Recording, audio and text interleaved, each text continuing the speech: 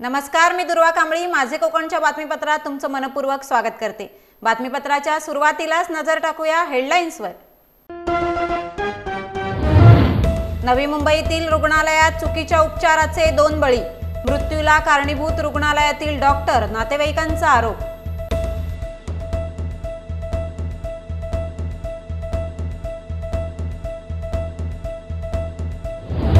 नवी मुंबईत परीक्षेला बसलेल्या विद्यार्थिनीवर बिअरच्या बाटलीने केला जीवघेणा हल्ला, नेरूळ पोलिसांनी आरोपीला केले अटक।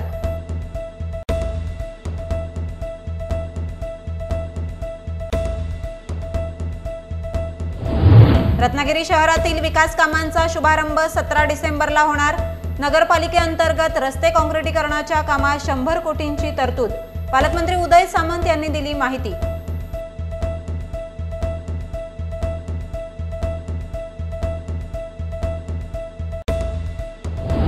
भारतरत्न डॉक्टर बाबासाहेब आंबेडकरांचा कायदे मंत्रिपदाचा ऐतिहासिक दस्तऐवज शासकीय यंत्रणांकडून गहाळ झाल्यामुळे अनुयायांमध्ये तीव्र संताप।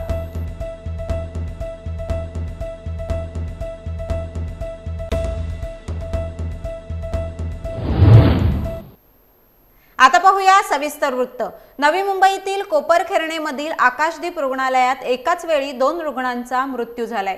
रुग्णांच्या नातेवाईकांकडून मृत्यूला रुग्णालयातील डॉक्टर असल्याचा आरोप करण्यात आलाय। 2 दिवसांपूर्वी दाखल केलेल्या दोन्ही रुग्णांवर शस्त्रक्रिया झाली, त्यानंतर त्यांना इंजेक्शन देण्यात आले आणि 2-3 मिनिटात दोघांचा मृत्यू झाल्याची धक्कादायक घटना घडल्याचे मृतांच्या नातेवाईकांकडून सांगण्यात आले।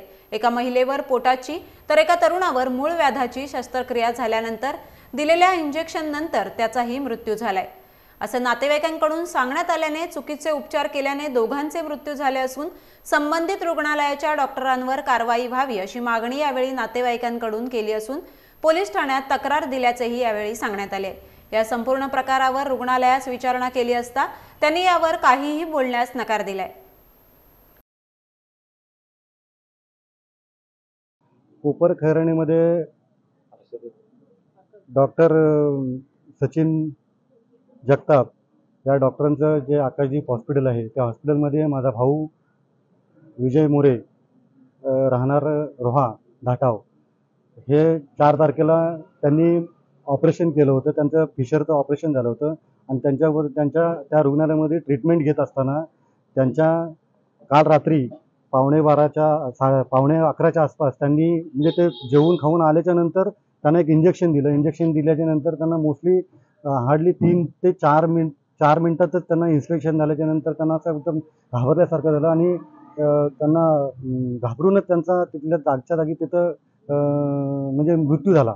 विशेष म्हणजे असे तशा टाईपचं इंजेक्शन बाजूला शेजारी असलेले पाठारे म्हणून ज्या महिला आहेत त्या महिलांना सुद्धा इंजेक्शन दिल्यानंतर लगेचच त्यांना पण तसंच इन्स्पेक्शन होऊन त्यांचा पण त्या ठिकाणी मृत्यू झालेला आहे।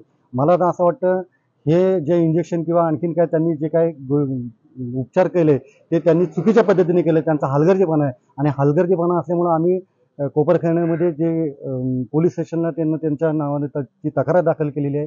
तक्रार दाखल केली आमची एकच मागणी आहे की त्यांना त्या डॉक्टरांवरती कठोर कारवाई व्हावी आणि त्यांना योग्य ती कारवाई व्हावी ही आमची त्यांच्याकडे मागणी। माझ्या बायकोला पोटामध्ये गाठ असल्यामुळे ऑपरेशन करण्यासाठी आकाशदीप हॉस्पिटल इथे ॲडमिट केलं होतं। तर तिथं ऑपरेशन 4 तारखेला संध्याकाळी झालं होतं 5 वाजता। तर ती ऑपरेशन झाल्यानंतर व्यवस्थित होती, पण काल अचानक तिला रात्री 11 वाजता जेव्हा इंजेक्शन देण्यात आलं त्याच्यानंतर तिची तब्येत अचानक खराब झाली। इंजेक्शन दिल्यानंतर 4-5 मिनिटातच तिची डेथ झाली आणि याच्यामध्ये डॉक्टरांचं काहीतरी जे औषधं त्याच्यामध्ये निष्काळजीपणा झाला असं आमचं मत आहे आणि त्यांच्यावर गुन्हा दाखल होऊन त्यांना जी शिक्षा होईल ती जास्तीत जास्त त्यांना हे व्हावं असं माझी इच्छा आहे आणि आम्ही त्याबद्दल पोलीस स्टेशनला पण कंप्लेंट दिलेली आहे की असं परत दुसऱ्या कोणाबरोबर घडू नये, कारण एवढ्या कमी वयामध्ये पण ते असं म्हणजे सिरियस नसताना पण 5 मिनिटाच्या आतमध्ये इंजेक्शन दिल्यानंतर त्याची डेथ झाली आणि तसाच एक पेशंट सेम बाजूला होता, त्याला पण तोच प्रॉब्लेम झाला, तोही 5 मिनिटाच्या आतमध्ये एक्सपायर झाला। आकाशदीप हॉस्पिटल कोपरखैरणे या ठिकाणी मूळव्याध आणि हर्निया याच्या ऑपरेशनसाठी 2 पेशंट्स भरती झालेले होते। त्यांचं ऑपरेशनसुद्धा झालेलं होतं। ऑपरेशननंतर त्या ठिकाणच्या एका नर्सने त्यांना काही इंजेक्शन दिले होते आणि त्या इंजेक्शन नंतर त्यांचा मृत्यू झालेला आहे अशी प्रथमदर्शनी माहिती आहे। त्याच्यामध्ये आम्ही पोस्टमॉर्टम रिपोर्ट केलेला आहे। पोस्टमॉर्टम रिपोर्ट मेडिको लीगल एक्सपर्टचे ओपिनियन यांचा अभ्यास करून पुढील निर्णय घेण्यात येईल। नेरूळमध्ये परीक्षेसाठी आलेल्या विद्यार्थिनीवर बिअरच्या बाटलीने जीवघेणा हल्ला केल्याची घटना समोर आली आहे।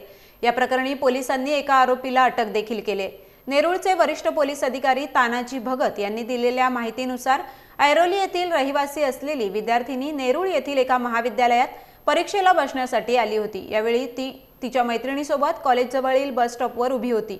दरम्यान आरोपींनी अचानक बिअरची बाटली फोडून विद्यार्थिनीवर जीवघेणा हल्ला केलाय। त्यानंतर आजूबाजूचे काही लोक मदतीसाठी आले असता लोकांना पाहून आरोपी तेथून पळून गेले। त्यानंतर प्रत्यक्षदर्शींनी पोलिसांना या घटनेची माहिती दिली।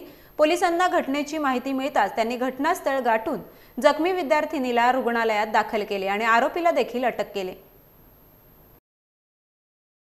स्टर्लिंग कॉलेज नेरूळ या ठिकाणी एक युवती परीक्षेसाठी आलेली होती। ऐरोली येथे राहणारी ही युवती होती। तिच्यावर एका अनोळखी इसमाने हल्ला करण्याचा प्रयत्न केलेला आहे।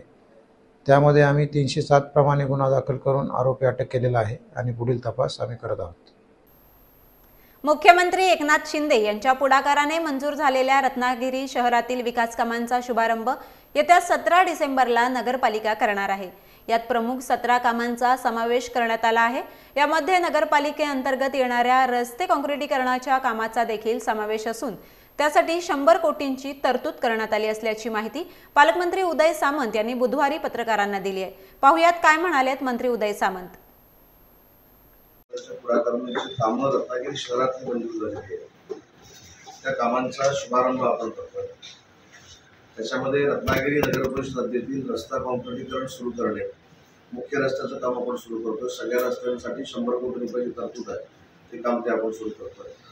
रत्नागिरी नगर परिषद हद्दीतील स्वातंत्र्यवीर सावरकर नाट्यगृहाची दुरुस्ती सुरू झालेली आहे। त्याच्यानंतर रत्नागिरी नगर परिषद हद्दीतील आपल्या खालच्या भागातील लोकांचा एक प्रश्न होता, मागणी होती की तिथे एक चांगला स्विमिंग पूल करावा।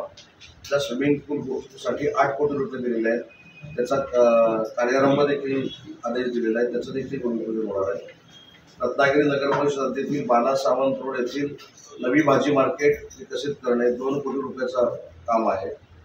रत्नागिरी हद्दीतील खाऊ गल्ली आपण गेल्यानंतर थोडंफार सगळ्यांना अस्वच्छ आणि काही असा प्रकार आहे, तिथे खरे जे मालक आहेत खाऊ गल्लीचे त्यांच्यासाठी 50 लाख रुपये खर्च करून अतिशय सुंदर खाऊ गल्ली बांधतोय, त्याचा देखील कामाचा शुभारंभ होणार आहे। त्याच्यानंतर आपण जिजामाता गार्डनमध्ये गेल्यानंतर जी अशी विस्कळीत झालेली खाऊ गल्ली आहे ती देखील व्यवस्थित करण्यासाठी 50 लाख रुपये दिलेले आहेत, त्याचा देखील शुभारंभ होणार आहे। त्यानंतर शिवसृष्टीचं काम सुरू झालेलं आहे। रत्नागिरी तेलियाळी येथे 2 कोटी रुपये करून खर्च करून जे उद्यान होत आहे त्याचा देखील शुभारंभ होणार आहे।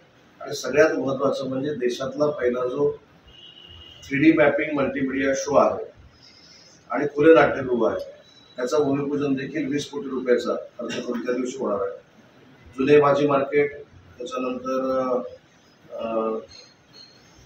छत्रपती आहेच वापस हे 2 कोटीची 4 कोटीची कामं आहेत, त्यांची निवेदन अजून व्हायची आहे।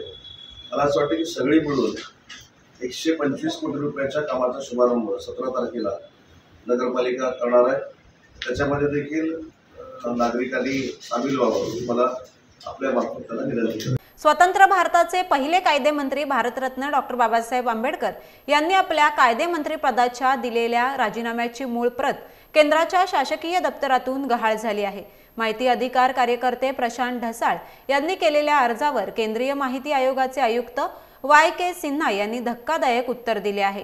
विशेष म्हणजे सिन्हा यांनी राष्ट्रपती भवन, पंतप्रधान कार्यालय, केंद्रीय मंत्रिमंडळ, कायदा विभाग आणि संविधानिक मंडळाच्या सर्व प्रतिनिधींकडे त्याबाबत विचारणा केली असता कोणाकडेही खरी प्रत नसल्याची कबुली त्यांनी सुनावणी दरम्यान दिली आहे। दरम्यान आंबेडकरांनी दिलेल्या राजीनाम्याचा एक ऐतिहासिक दस्तऐवज शासकीय यंत्रणांकडून गहाळ झाल्यामुळे त्यांच्या अनुयायांमध्ये तीव्र संताप व्यक्त होत आहे। सुनावणी पूर्ण झाल्यानंतर डॉक्टर बाबासाहेब आंबेडकर यांच्या राजीनाम्याची मूळ प्रत न सापडणे खेदाची बाब असल्याचे मत आयुक्त YK सिन्हा यांनी प्रशांत ढसाळ यांना दिलेल्या पत्रात व्यक्त केले आहे। डॉक्टर बाबासाहेब आंबेडकर यांच्या राजीनाम्याची मूळ प्रत पंतप्रधान कार्यालय, राष्ट्रपती कार्यालय आणि मंत्रिमंडळाकडेही उपलब्ध नसल्याने नाराजी व्यक्त करण्यात येते।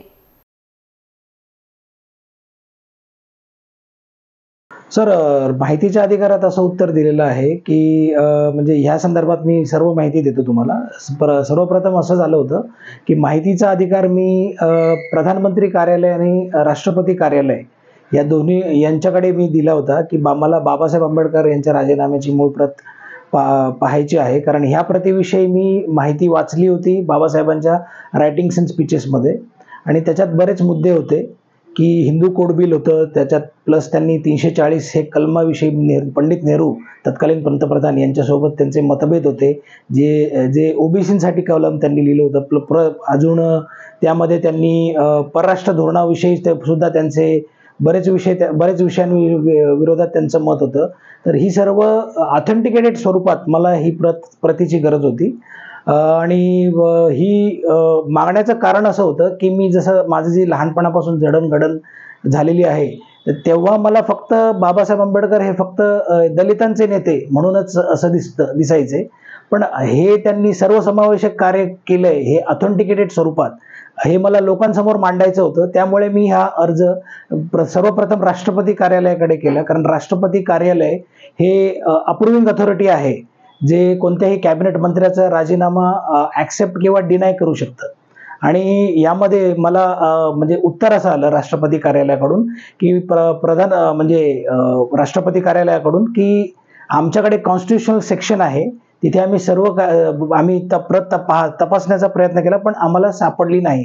त्यामुळे त्यांनी हा जो अर्ज आहे माझा मूळ माहिती अधिकाराचा अर्ज तो त्यांनी प्रधानमंत्री कार्यालयाकडे पाठवला। प्रधानमंत्री कार्यालयाकडे सुद्धा आढळून आलं नाही।